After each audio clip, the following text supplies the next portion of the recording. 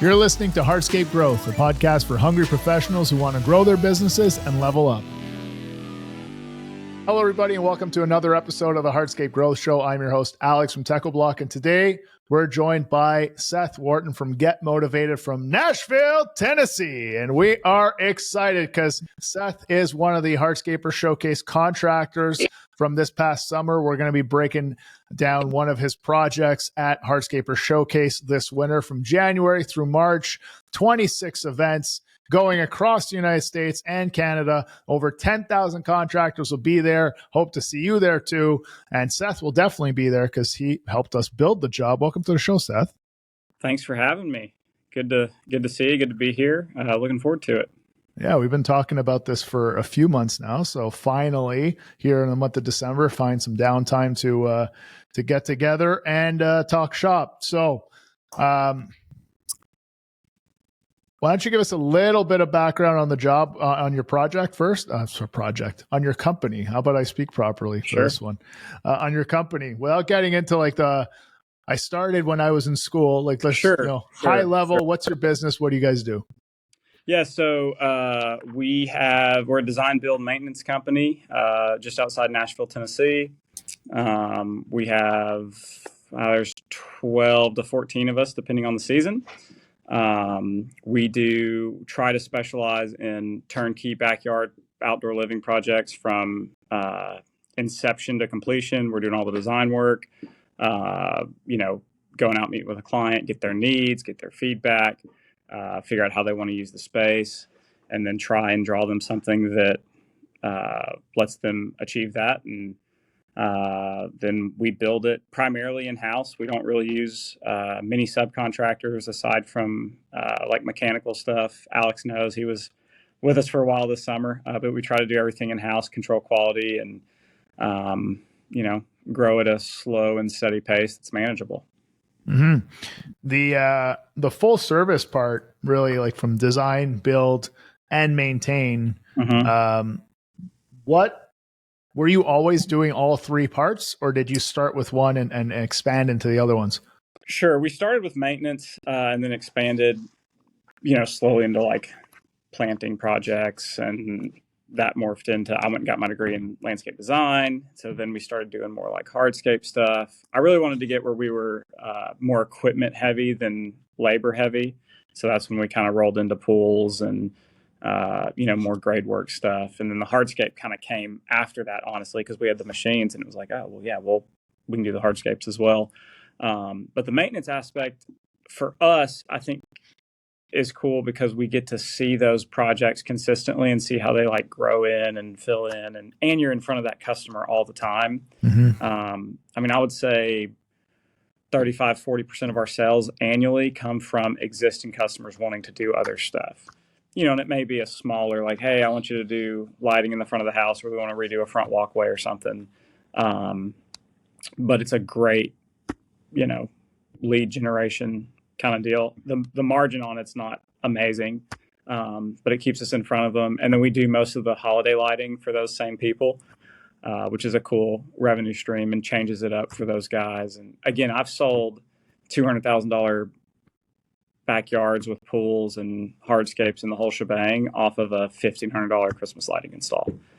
Really? So it's another way to put you in front of somebody who wants to do something cool and get to see your guys, get to know you, build a relationship. So what I like about that is, you're achieving two things at the same time. You're driving revenue by selling a service, but it's also a marketing opportunity. Like you're basically using every interaction with a customer as a selling opportunity. And that's what's giving you those other projects to fill the pipeline.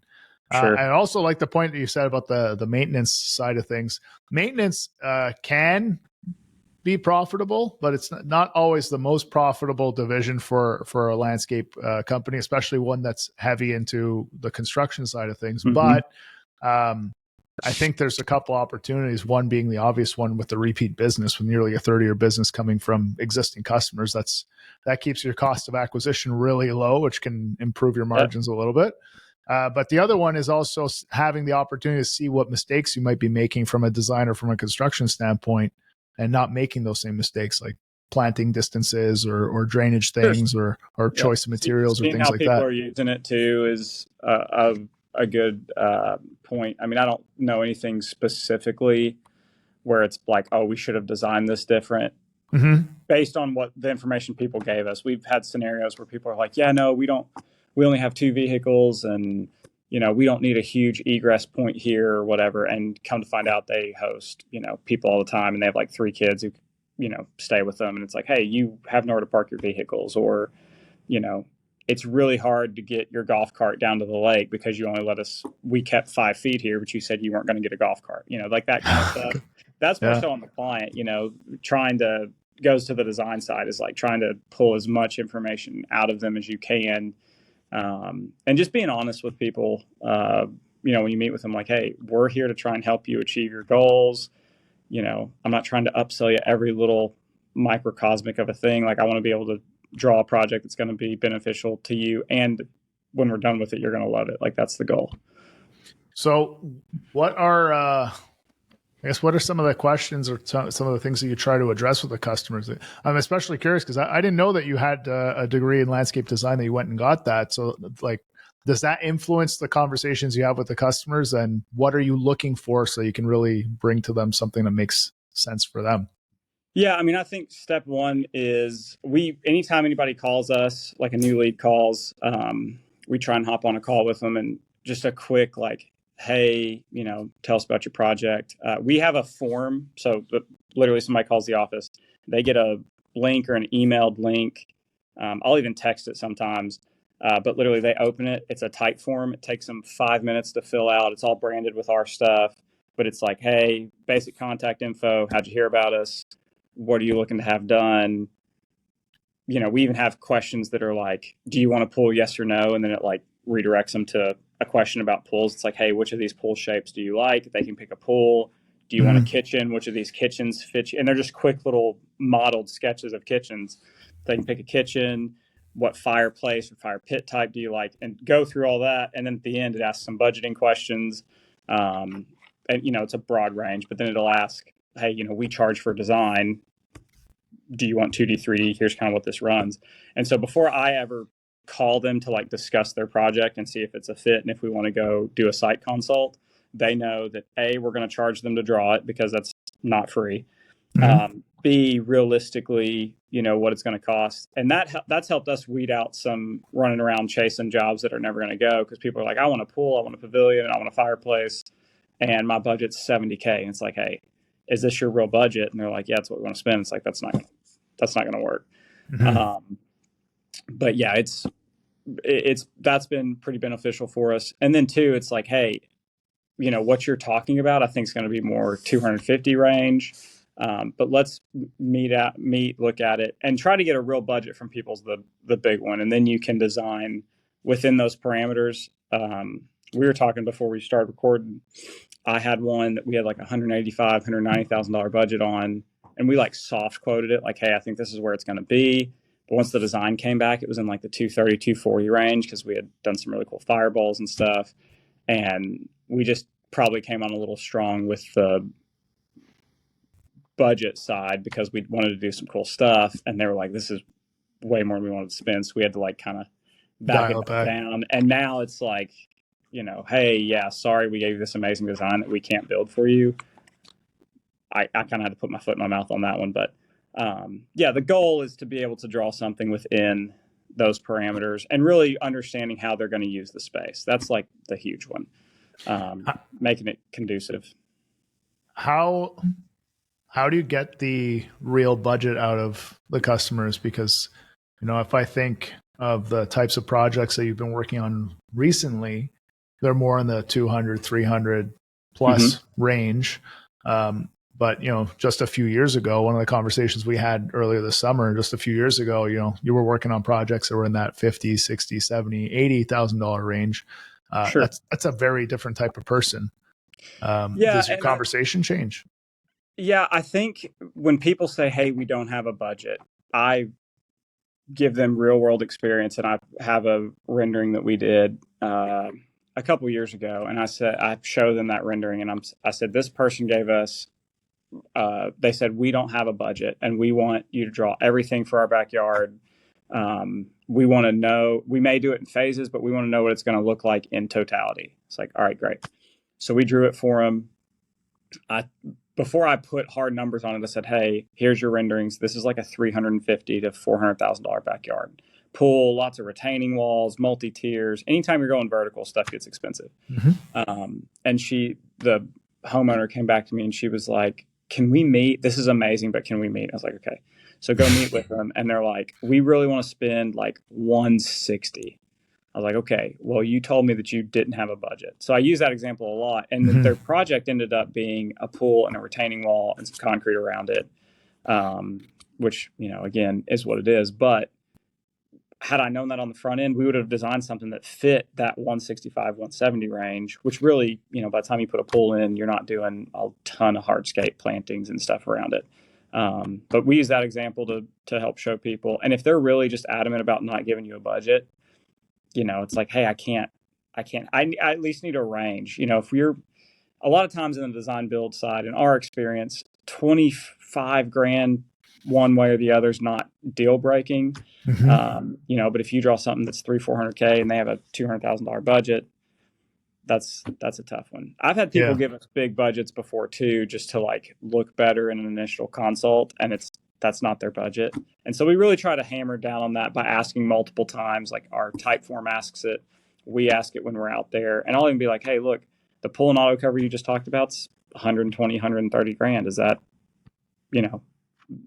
that leaves us, you want to build a 14-foot retaining wall to hold it up, that doesn't leave us a lot of room on the bone to make it happen. But to the same end, I've had people who say, like the showcase job, they're like, we don't really have a budget. I want you to draw just an insane backyard and we'll go from there. And I didn't change a number once. I quoted it, sent it to them, and they said, let's go, which is rare, but that was cool. Yeah. Why don't we talk about that project? Sure. First, I know it's a pretty cool story how you ended up getting that client in the first place. So why don't we start with that? Because that was pretty cool. I know you told that story at the panel discussion. So anyone who's listening, you may have heard this on last week's episode. But why don't you just give us the quick rundown how you got roped into that in the first place and what it turned into? Sure. So we have a client who we did a bunch of stuff for, helped build a vineyard for, all this really cool stuff, who passed away 2017 maybe. And so his family started a foundation in his honor to help support families of congestive heart failure patients. That foundation is called the Joe Beretta Foundation. So they do an event every year called Dinner in the Vines. It's like a big, catered dinner, really cool, like Italian style dinner in their vineyard that we helped install, which was kind of cool. But they asked me like, hey, do you want to do a silent auction item or something? And I was like, sure, we'll give away a design. You can auction off a 3D design and we'll do it for somebody. And so the guys we did showcase for won the design. And they're like, hey, we won this. We want to, can you come do it? And I was like, okay, sure. And went and looked at the project. And I was like, they had some old Belgard pavers in the back and had it done before from another company, which, years ago may have been okay, but it just wasn't up to the standard I think that they wanted. So we drew it for them, and they came back and were like, we freaking love this. Can we get numbers on it? Send them numbers. And I told my wife, I was like, there's no way. Like, this is not going to work. And they're like, it was this time last year almost. I think we sold it like December 30th or something of last year. They were like, yeah, let's go. I met with them. We did like a 5-minute, 15-minute job site walk, talked through some materials. And they were like, let's do it. So the design we sold for Showcase isn't actually the design we installed. It's the same layout, but we changed some materials on our own behalf to help like kind of benefit Showcase. Once we had sold it, there were some like once we went through the permitting process with the design, the city was requiring some stormwater mitigation. So we ended up having to do Mica as some paver bands. So like we added that in. We changed from Blue Grande to Para slabs, which, I like. Para's cool. I like it. We've done a lot of Blue Grande this year. I'm kind of sick of it. But yeah, Para, the the mica that we did was supposed to be borealis originally, I think. Yeah. Which in hindsight, I Yeah. like the mica look a lot better. Oh, yeah. Yeah. We still Well, I did mean, borealis on the fire pit, but right. Yeah. And it looks good there. And it's kind of like the cozy vibe you want around the fire pit. But the mica looks really good with the herringbone pattern that you laid out. You mentioned the permitting process. What does that look like in Nashville? And I know that permeable pavement or stormwater management is a major part of what they're looking for, and they're pretty strict about it. So, like, have you had experience with that before? Was that kind of the first time that you were getting that kind of involvement at the municipal level? Yeah, so the municipality we're in and the municipality we do a lot of work in, like where we're actually based, is a little more lenient when it comes to that. The only time they really start pushing on stormwater is commercial. But Metro Nashville, we had a flood in 2010, and that's when they changed everything stormwater. Like, you got to catch all of your downspouts, run those out, put them in modified French drains, permeable pavement. That it has to go through stormwater engineering, which, was the first time we had walked one of our projects through that, which then comes back and it's like, okay, now we need to make a design change. So it was more of a hassle than I thought it was going to be. And that's why this project that was sold in December of last year didn't get installed till June, July, is because we went through permitting, stormwater engineering, back through permitting, approval, design changes to match the stormwater engineer's call out, and then putting it back on the schedule. So it's funny how it worked out schedule wise on y'all's end and ours. But as far as pulling a permit with Metro, it's not bad. The stormwater side is what like the holdup is. It's all digital. Like, you submit it to all the various people that have to sign off, and they approve it. And like, you have a workflow sheet that, shows when it's checked off. And if they want something, they ask for it. And, usually pretty quick, you can get something. If it's just like a basic pool or patio, no problem. But we went from basically these people had a backyard to now 90% of it, 80% of it's hardscape. So that's why we ended up having to do a lot of stormwater stuff. What did that stormwater engineering process look like? Did you have to meet with people? Did you have to submit different documentation, or they just said, listen, you got to do this and figure it out? This one specifically, and this is where having a solid set of CAD plans really helps out. But this one specifically, I just sent a CAD sheet to our stormwater engineer and I said, hey, there's a calculation that it's all based on, like how much impervious area you're adding versus lot size versus what kind of existing trees are there. So we had to get it surveyed preliminarily, get it surveyed, full topo, everything. And then we had to redraw on top of that survey, and then we had to send that to stormwater. Stormwater then took our CAD sheets and did their calculations based on that, sent it back to us, and then we had to resubmit it. So all the topographical measurements and stuff. I know that we had Mike from Smart Level out a couple of times. Was he involved at that stage, or was that all stuff that you did? No, otherwise? That was all that had to be stamped by a actual surveyor. Typically, what we'll do is we'll take a plot plan from a GIS site, or if the customer has a plot plan, and then we'll overlay that or drop that into CAD and start drawing on top of it. And then we'll go take rough elevations in field of like where we kind of know, hey, we think a wall is going to go here. Here's the height change we need to match. And so we'll kind of do all that with a Smart Level, or, if they have an existing survey, we'll go off that. But because it had to be stamped and engineered, we had to get a license. A proper survey. Yeah. And were there, obviously getting a survey done has a cost to it. So those conversations with the client, obviously this client was pretty easy to deal with, but like, are those things that you prepare the client for initially once you've presented the bid? Like, we might have these other things, or they're already accounted for in your price. How do you handle that? We handle all like when we send somebody an estimate, it includes permitting, like just basic permitting. So like walking it through the city and our time. You don't realize how long that takes sometimes. So you need to account for logistical and admin man hours on that. But the permit, we didn't know that the city was going to require stormwater. Sometimes they do, sometimes they don't. It just depends on, like I said, impervious area. So that was a go back to them and say, hey, look, we need to do stormwater engineering and we need to get it surveyed. It's going to be, an extra probably $4,000 to $5,000 to do this. Y'all still want to, we can pull the plug now or go through it. And luckily they were pretty reasonable and understanding of like what that municipality's like, metro government's like, and they're like, yeah, just do it and make it happen. So cool. Hey, Hardscape pros, get ready to turn adversity into opportunity in 2024 with the Hardscaper Showcase events. Discover cutting-edge tools, new construction techniques, and must-have products that will set you apart from the competition. This year, we're diving deep into pool projects, unlocking secrets to flawless coping installations, addressing drainage challenges, and maximizing value for your clients. You'll also learn how to elevate your outdoor kitchen game. We're talking about streamlining builds, creating multifunctional spaces, and impressing clients with innovative concepts. Finally, we'll show you how to stay ahead of the curve with the latest design trends. Explore new color combos, patterns, and layout strategies that will leave your clients speechless. Don't miss out on the Hardscaper Showcase events, empowering Hardscape professionals to thrive in 2024. Visit events.hardscaper.com and sign up today.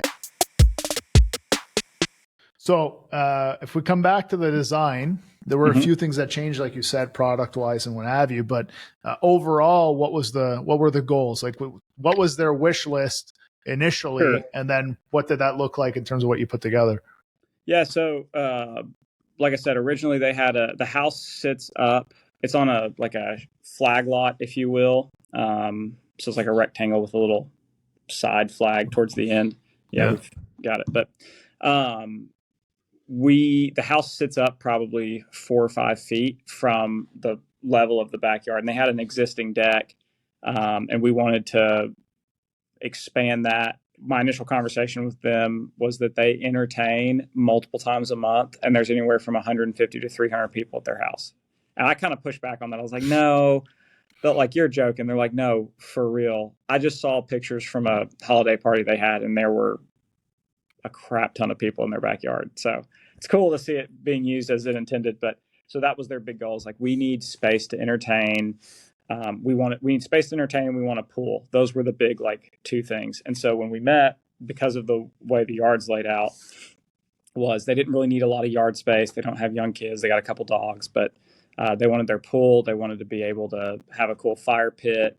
And then we talked covered structure. So the big points were expanding the deck, covered structure, pool, and they wanted fire elements. And so the way we designed it was that as the night progresses, right, you're hanging out on the deck with kitchen space and grills and pizza ovens and all that stuff. And then you're kind of morphing into the pavilion structure that's got, fireplace under it, Infratech heaters, all that good stuff. And then around the pool. But by the time you get down to the fire pit area, it's a little more deconstructed, if you will, kind of flows into the yard. So, the whole space kind of matches the way the flow of a dinner party would go, or, a cocktail hour or whatever. And just make it usable to where no matter where anybody's at, they have they're in a cool space. So we did these cool zigzag walls with fire features in them, which rip. We got the gas upgraded to 2 PSI and they split. It's insane. I'll probably be replacing those caps at some point, but you can stand between the fire feature and the pool and talk and have a drink and talk to somebody, and you're warm. Oh yeah, that's how much heat it puts off. Yeah, and so people can swim in the winter because the pool's heated, and just really a cool space. So for people who, I mean, we were there, we built it, so sure. We know. But for people who haven't seen it yet, we'll obviously be presenting this at Hardscaper Showcase. But basically, if you have to picture it, you're looking from left to right. You have an aerial view. On the left-hand side is the house.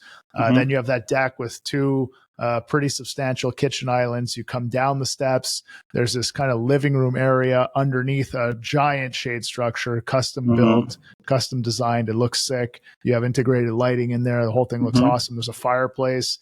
Then you transition through there. You get to the pool area. The pool area has a beautiful pool deck laid out with Paris slabs and grade nickel with these stripes of mica and the onyx black cutting through that are permeable to meet the codes for Metro. And then you continue through the right-hand direction across the plan, and then you get to the fire pit area where the borealis just kind of goes kind of like live edge into the grass, and that's framed in with these walls. And as you enter that fire pit area, is these zigzag raffinado walls with just these blades of fire shooting out the top, which look pretty sick. Yep. That's what he's talking about. That's it. And then I know this isn't paver related or Teco related, but when we re-poured the driveway, that was one of the big things too, is they're like, we want space we can set tables, that's flat and usable. And so they tables there, like bar height tables, cocktail tables, whatever. Yeah, because another thing that's kind of particular about the site is like the driveway runs alongside the backyard, because the garage is kind of that flag part that you were talking about. Yeah, on the flag part. Yeah. Yeah. So again, which is cool. We're taking that view, that left to right view I was just describing. On the bottom half of the plan is where the garage is. Yep. And the driveway runs along the bottom side of this entire backyard leading to the garage. So and that's why the privacy screens or the fences that are there aren't complete and aren't see-through. Like they're just creating these partitions. So it's like two areas, but you can merge them together if you need to, which is really smart. It's all about feel, right? Like you don't want to feel like you're in the wide open, it kind of lets you feel boxed in, but you can still see. Part of the reason for that is we wanted to incorporate the garage into the space because there was no way to hide it. So we did the water feature next to it, putting green on the other side, which from what I hear, the putting green gets used more than they said it was going to get used. So, yeah, well, there you go. Yeah. So, really, I mean, honestly, a super, super neat space. We've been talking about redoing the front as well sometime next spring. So that could be cool. Really do something. Part of your third of your business from repeat customers right there. There you go, man. And then, hey, can you come Christmas light it up? I mean, that all goes into the relational side of, just communicating with people, being genuine, not trying to hardcore oversell every chance you get, realizing that they're, people just like you and talking through it. So what are some of the, speaking of that, because relationships are a big part of what's made your business grow and be successful. What are some of the biggest lessons that you've learned in terms of communication or building relationships with people that help you have the success that you're enjoying right now? Yeah, I think I'm a landscaper first and a business owner second as far as personality goes. And so I think being able to get people to catch the vision of what you're trying to do for them, not like, hey, I want to do this because I need to make money off of you, but like, I want to help you build a space that you guys can entertain in, or that your family can enjoy, or, we've done some stuff, during COVID, we did some projects for people that it was like, we can't be in public, whether it be health issues or whatever, and being able to create a space that they can enjoy and getting them to see the value of that, but also knowing that like, hey, I'm not here just to get in, get out. Like we want to build you a project. We want to maintain it. Like we're going to take, because that's where a lot of that started too, is people would ask like, hey, how are you, how do we maintain this? And it's like, well, actually we can take care of that for you. And that gives them, I think, some peace of mind too, is like, we're making a big investment, but we also know that investment is going to be taken care of. So I don't know if I answered your relational question or not, but not really, but still useful for information. Perfect. Love it. But I'll ask the question a different way to get the answer I'm looking for. So when you're talking to these different people, because I guess I'm coming at it from the angle of, okay, so the average middle class homeowner doing a small-ish project, $60,000, $70,000, $80,000, those are hard to find right now in today's market. Sure. But the clients that you're dealing with now, so you've successfully made that transition, and you made it at the right time, where now you're running in the right circles. You have relationships with people who have money, who have friends who have money, and that's feeding a lot of your business. But what are some of the things that you've learned about communicating with people that have helped you get along with them and inspire confidence beyond just the referral? Because I know a lot of it comes from referrals and a lot of it comes from repeat business. I get that. But that first impression and the conversations that you need to have and the follow-ups that you need to have, are there lessons that you've learned or tips that you've started using that could be useful to somebody else who maybe they have a hard time communicating? Because they're kind of like you just said, like, sure, they build shit first, they run a business second, and they talk to people third. Yeah, I am a super talkative person, if you haven't been able to tell. So I think that that's both a good thing and has also gotten me in trouble before. Okay. In the sense of I'll not commit, but like, and not over promise either. We'll just like oversell one aspect of the process to them, whether that be, we talked kind of about the being out of budget a little bit, like, hey, I think confidently we can do this. And then it gets drawn. You're like, hey, actually, mistake. But timelines is one, like, hey, yeah, we can get you in and you can be swimming by spring. And right now, sure, or whenever the meeting is, like, yeah, I think we can do that. And then you get into 2 projects worth of delays on stuff. And now you've promised somebody they're going to be swimming by whatever, and it's just not going to happen. And you have to like kind of backtrack and go both ways. So I think being honest, both about who you are and work practices, and then also like, hey, here's a timeline. This is what we're aiming for. This is a construction company. Like, stuff gets delayed. We used to give people week like dates, like, hey, we're going to be there the first week of April. And now I just say, hey, we're going to be there the month of April. I don't know what day it's going to be. When we get a couple weeks out, we'll let you know for sure. And that's helped curtail that a little bit. It gives us some play. Is that That's better. Okay. Yeah. All right. Yeah. I want to ask though, because having gotten to know you, I feel like your initial instinct is not that you want to be vague and say like, hey, I'll be there sometime this month. Is that something that like it's just it kept biting in the sure. butt? So you're like, you know what, I have to change, because like I don't feel like you naturally are like, yeah, we'll get there, or whatever. Like you're pretty detailed and controlling with what you want. We try to be. Yes, that this summer especially was a problem. So the showcase job was supposed to happen. This is a perfect example, right? Yeah. Okay, we sold showcase in December, whatever. I could go look. Let's say 30th. Okay. We were supposed to start that project in April. Okay. Well, because of stormwater and permit, it might even have been end of March, but because of stormwater and permitting, we didn't even get those plans back till first part of April. Okay. Now I have to re-queue everything up as far as like pool shell, permitting. Like they give you certain dates that you can start, like, hey, here's your permit, but like you need to start the next week or whatever.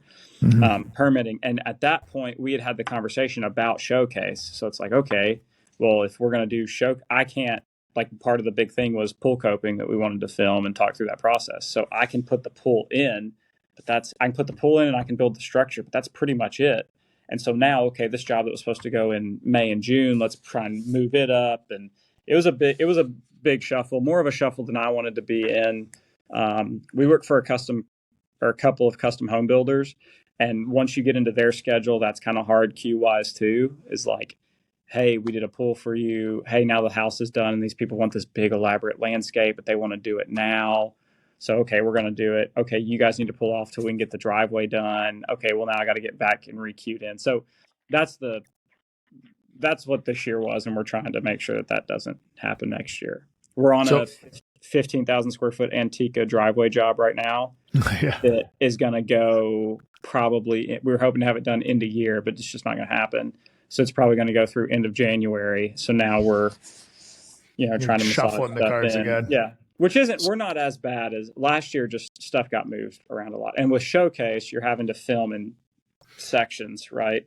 And different timelines. That was my biggest fear, was y'all were wanting it done in a month. And I was like, there's no way this is not going to be done in a month. It's impossible. No. There's a lot of TV magic that we got to work on those videos. But what are some of the things you're doing to improve the scheduling? Because like you said, you're trying to make it better this year. So what are you planning on changing? Yeah, so we have been we use Synced Up for overhead recovery and all our estimating and stuff. And so we've been using their calendar scheduling, whatever you want to call it, which is actually great because it takes the man hours that you have associated with the project. And so when you go, hey, I want to start this project on January 1, it drops it in and then it adds the man hours based on your work days, excluding weekends, whatever. And it tells you like, hey, if you hit your man hours, you're going to be middle of February or whatever. And so I can confidently go to a client and say, we're out through April right now. So I can pull up our schedule and say, hey, let's add a week and a half of, oh crap, that happens. And we're going to be into April's where we're at right now if you want us to do a project. And then two, we can kind of share that with clients like, hey, here's where we have you scheduled. Here's our plan. If that needs to move, it can. And people are, a lot of this comes from when you meet with your client. You can know if they're going to be understanding or not. Some people have been in this industry a long time, built lots of houses, they get it. Some people this is their first big construction project and they have no idea. And if you're not there every day, they feel like you've forgotten about them and you're taking their money or something. I had a lady last week that this is going to be a sick project. It's Everest, Raffinado, cool pool house, big deck, pool, fire pit, all the things. And her pool shell was supposed to drop middle of December, and the factory just didn't get it built in time. And so I called her and I said, hey, I know we were planning mid-December. It's going to be January. And she was like, that's fun. She said, I'm not living in the house anyway right now. It's still being remodeled. Oh, like, those are great. Yeah. Yeah. I was like, this is fantastic. As long as it's coming by, as long as it gets in here by spring and I can be swimming when we move in, that's great. But again, to that point, right? So that shell was supposed to go in and now it's getting moved till January. And now I'm shuffling all the other things that are around it. So some of it's out of your control, but being able to actually have it on paper instead of us just making up like, hey, these are the dates we think we're going to do something. And it's in my head. It lets the guys see it too. Like, hey, we really need to finish this project in 3 weeks. And they know it. And so that's been helpful. And we're still going to work on implementing and trying to streamline that too. What role does your team play in the estimating of man hours? Like, do you meet with them? Do you guys like kind of break down after a job, like how long things took, or while you're still bidding it? Are you looking at the plans together and saying like, hey, I'm thinking this is going to take us 42 man hours. Do you agree, or are they involved at all? They're involved. So again, this goes back to tracking. We talked about some of this on the panel. We're on our first 3 projects that are start to finish job tracking. So like I know exactly where we're over, where we're under, whatever. In the past, it's just been like, yeah, this feels pretty good. Like I think we're on it. It all gets budgeted and estimated correctly. It's just the actual physical tracking of every single thing, and it's hilarious because you'll go, oh wow, we were, I put a $500 miscellaneous for like forgotten materials in it, and we were over by $2,000 or whatever. It's like we really gotta, edit it. And what's great about a synced up or LMN is you can edit that template before you quote the next job. So then when you import it to quote it on something else, it's already updated. You've automatically fixed the mistake for next time. Yeah. And we're looking at hiring somebody to do in-house like design sales. So I'm not having to do as much of it. And the more I build of that, the more they have access to. As far as guys, like the team helping, I'll take a design to them and be like, hey, yeah, I think we did this wall in so-and-so's project that's about the same as this one. I put it in at 2 days. Does that seem right to you? Or, and they'll be like, maybe 2.5 or whatever. On big jobs, like this big driveway, I kind of went to them and I was like, look, how many weeks do you think we can get this in? And they were like, I think we can do it in 8. I said, all right, let's do it. So they know, and that's what we're after. Are they pretty good with that? Like when they give you a number, can you trust it, or you still have to? No, yeah, I can trust it because they have no skin in the game as far as if it's over, it doesn't matter to them. We haven't gotten to a point where we're like incentivizing trying to be under budget yet. That's in queue and in process. I think there's merit to it. We just haven't done it. Most of my guys are either salaried or their checks are like right at the same, they're working the exact same amount of hours every week.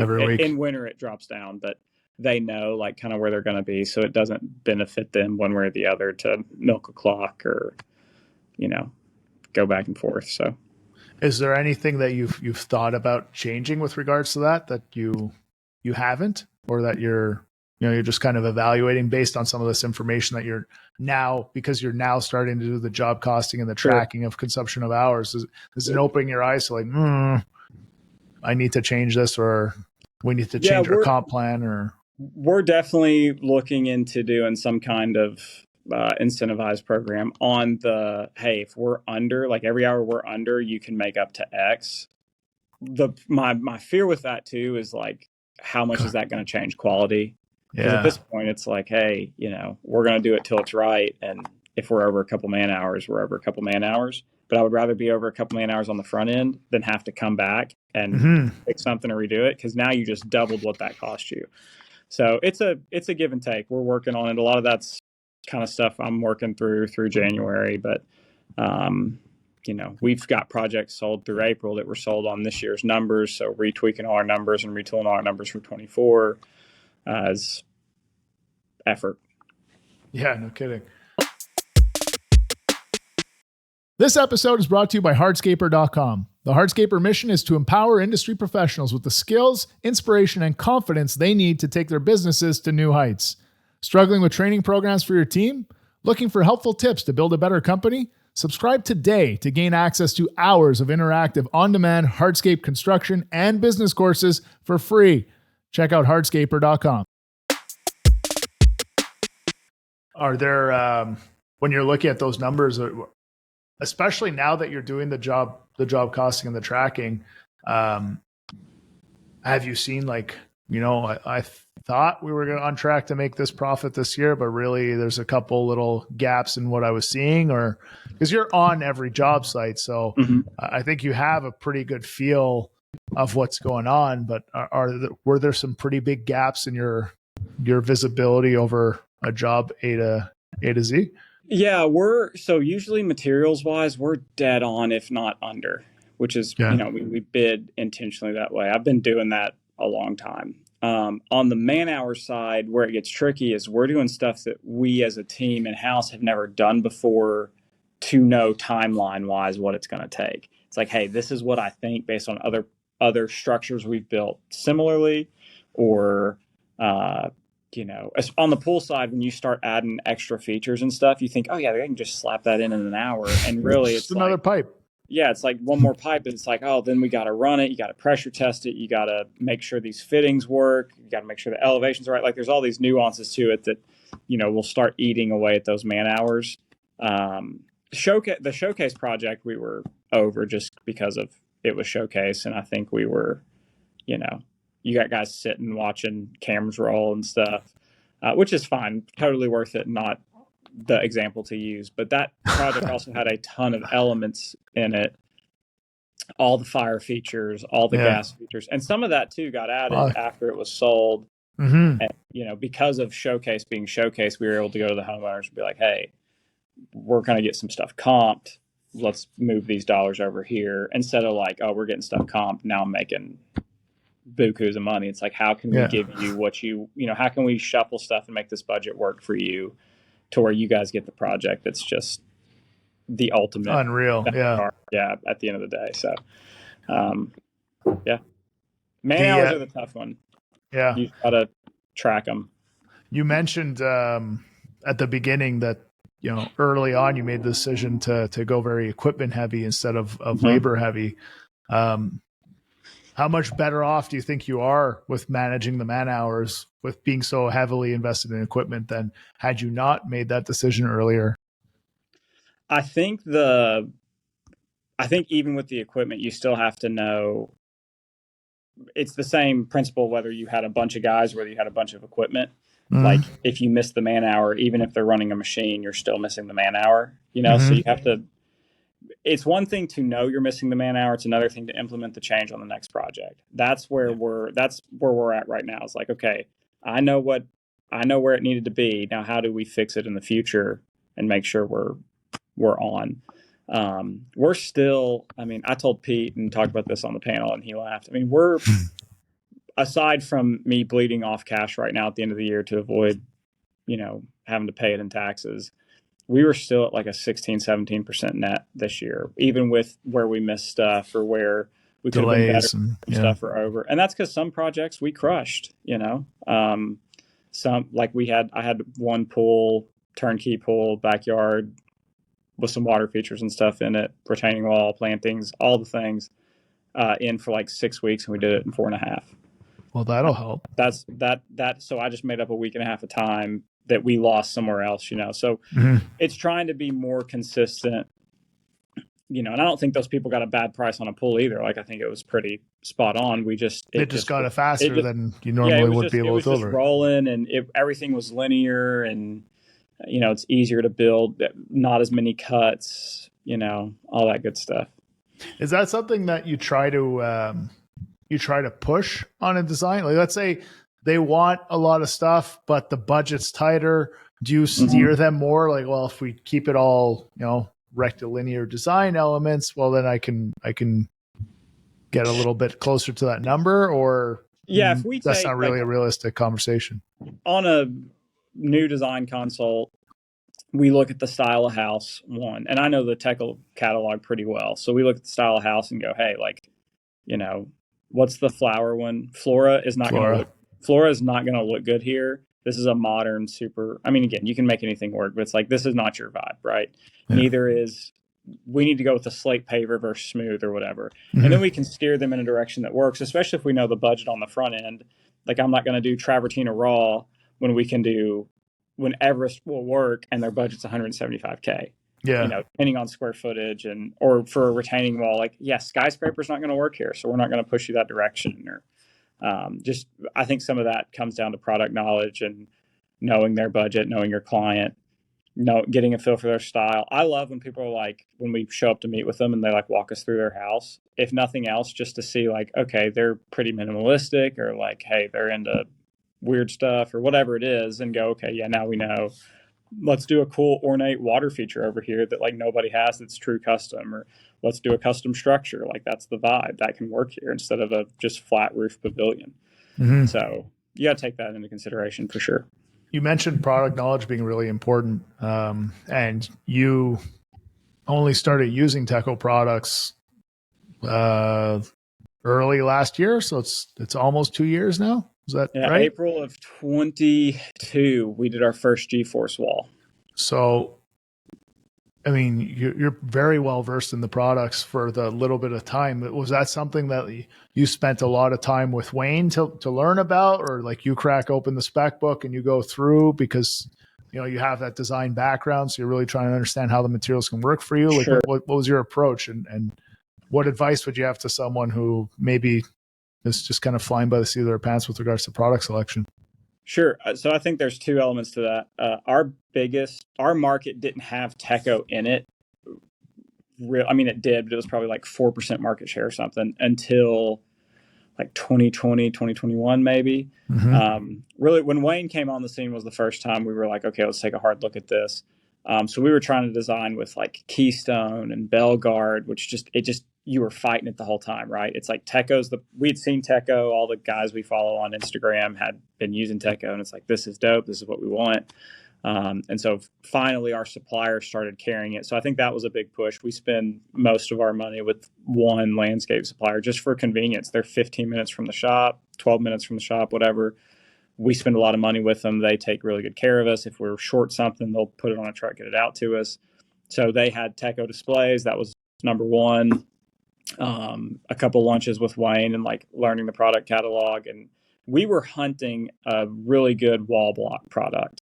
I didn't want something that was split face. I wanted something that was smooth, that we could build structural walls out of. And we were on a project that had sold. It was on the lake. There was a 12-foot retaining wall we had to build to support the pool. And I didn't want to do rock face. I was like, I want something smooth. And so we looked at Keystone. That was about the time Wayne was kind of coming on board, and we had done the one G-Force wall. And so it was like, okay, now let's really look at this. So that G-Force wall is like 14 feet, structurally engineered. Literally the pool sits on top of and inside of it. But yeah, just over time, learning product knowledge and getting over the fact that, Teco's a higher dollar product per square foot compared to all these other ones, but it's a completely different caliber of look and style, and the way that you can incorporate stuff together is how you give somebody a truly custom backyard space, something that's going to last and not be the pillow top Twinkie pavers. Like, hey, this matches the house, this matches the style. We have a depot here locally. I've walked through, they've got their displays and showcases, and now we know the product, so it's not as bad. But getting confident in the product and getting confident in the pricing to be able to tell people like, hey, yeah, I can build you a patio out of X material and it's not as great. or I can build you this patio that's a little more expensive, and it's style wise, it's way better. Longevity wise, it's way better. And pushing that on them because it's the right product to push is a big part of all of it. But there's still stuff that we don't know well. Like Mika, I'd never used Mika till Showcase. And now it's like, I love this. Let's use it. Like next driveway apron we do, it's Mika or Villaggio. Yeah. It's like, it's modern. Let's go Mika. We just did Villaggio inlays last week. They look great. Yeah, they're awesome products, and the fact that you can use them for interlocking or for permeable, it gives you a lot of flexibility, especially with the permitting situation that we discussed earlier. Yeah. The price discussion, though, I'm curious. Like, it's one thing when you're buying a product that costs more, but then when you're presenting to the client, do you meet a lot of resistance when you're saying like, listen, this will. I mean, it's not like it's $50 more a foot, but it's just but compared to like when we started doing it paver wise, you could get a Keystone product for like $3.25 to $4 a foot, and it's not like a Holland paver, which would be a 6x13 semi-equivalent. It's like a 4x8 or Victorian paver. It's which never laid, but still.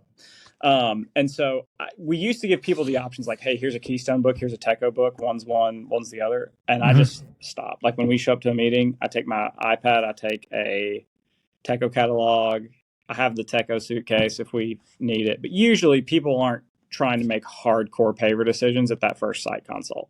They want to know how the space is going to be used, how it's going to lay out. And then when we design it and render it with the products, once it's presented to them, I mean, they're not looking for other materials, which we don't want to install other materials because my guys know how the walls go together. They know how the pavers lay. They know what to look for on certain, hey, like if a piece comes off and looks like that, let's swap it to this one because it's going to be easier to install. We do a lot of Raffinato cap. That was another thing is we wanted a square, clean, modern cap. We use it for pool coping, like Raff 90, which, I mean, I know some people like 60, but I love the Raff 90 for a pool coping. It's just big and meaty and makes these fiberglass pools look a little more substantial than what they are. And that's kind of how we just morphed into it. A G-force wall with a Raff 90 coping is a good look. Yeah, they definitely go well together. I mean, you have that smooth finish, and if you start getting into, I mean, you can match the color, you can contrast with the Onyx Black. But the thing I wanted to come back to was using the 90 millimeter coping around the pool. It affects the look, but it also gives you a lot of flexibility on the build side because now you can play with your different paver or slab thicknesses, the thickness of the bedding layer. Yeah, and so the only time we use 60 on pool coping is A, if it's requested, or B, if there's not going to be a paver directly behind it. Or if it's on top of like an auto cover. But we do the fiberglass pools you have to do a concrete collar around it. And so if you only use a 60 millimeter paver, and then you're going to come back with a 60 millimeter coping, you're going to do a 60 millimeter paver behind it, you don't have any room for bedding layer. So you're having to put that, either on concrete or grind it out. So with the 90 mil, you have just enough to put some 3H chip under there and get it to pitch away how you want and lock in. Exactly. That's kind of why we ended up doing that. So we're coming up on the hour here. So let's just wrap up with this last topic. Working on that showcase project. You mentioned some of the products that you use that you hadn't used before, but was there anything that really stood out to you? Construction methods, tools, equipment, just the way Pete wanted to do something. Were there things that stood out to you that like, this is different. I never thought of doing this before, but it's pretty cool. Yeah, Pete is a fun one. For sure. If you've never got to work with Pete, I recommend it for everybody. I told him eventually, I said, Pete, I can either do it and get it done, or I can do it the way you want. Which one do you prefer? And he got a chuckle out of that. But I think the biggest, so Phil Baylor came down for a day, and that was a fun experience for my guys. That guy is he crushes. So for my guys to see, we have a lot of his suction tools, a lot of the screed pole sets for walls, lots of levels, all that.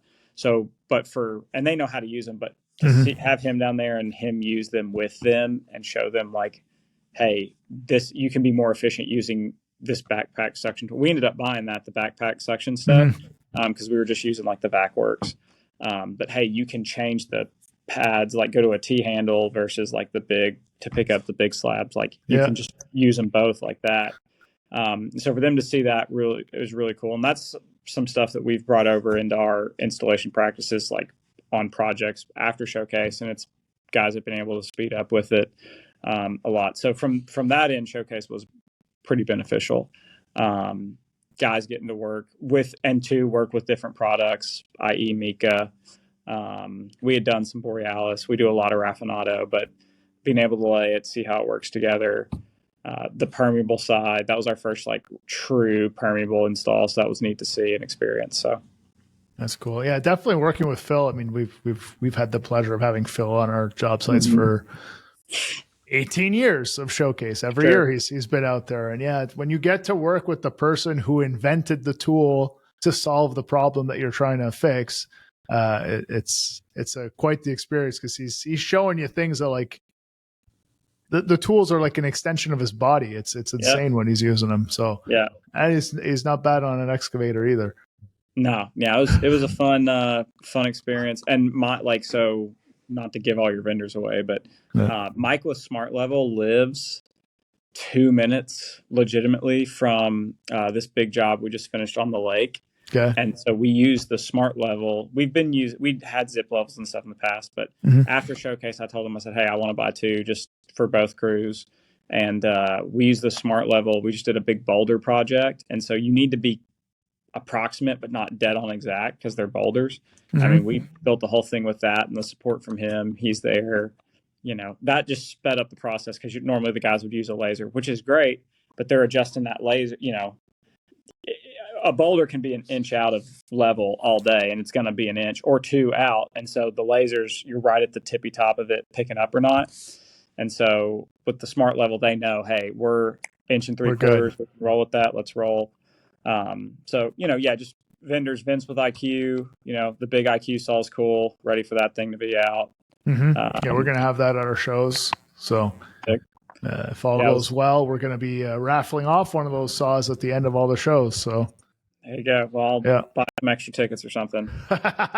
try and get to it. So yeah, it's pretty sick though when you can cut the Raffinato blocks in one pass. You're not flipping them over or anything. Yeah, we just rip it right through. Did a project with raft step treads that it was like 1.5-ish step tread per run, and so I had to go buy a true brick saw to cut them in half, like a 20-inch brick saw. Yeah, brick saw to cut them in half, and it's just not as great.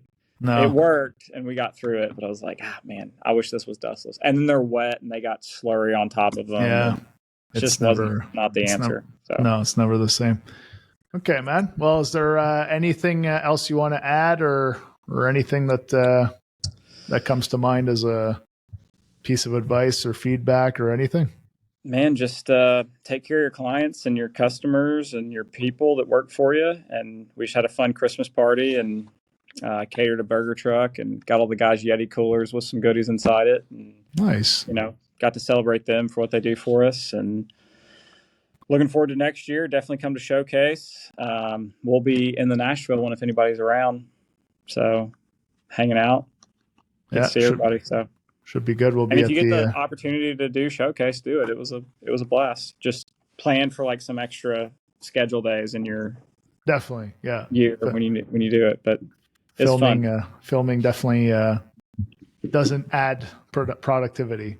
That's especially when you got to do multiple takes. Okay, well, let's tear it down. Let's build it again, and one more time. Okay, and in different languages. Yeah, now let's do it in French. Yeah. No, it's good, man. Great experience. Happy to be a part, and excited to see what it looks like.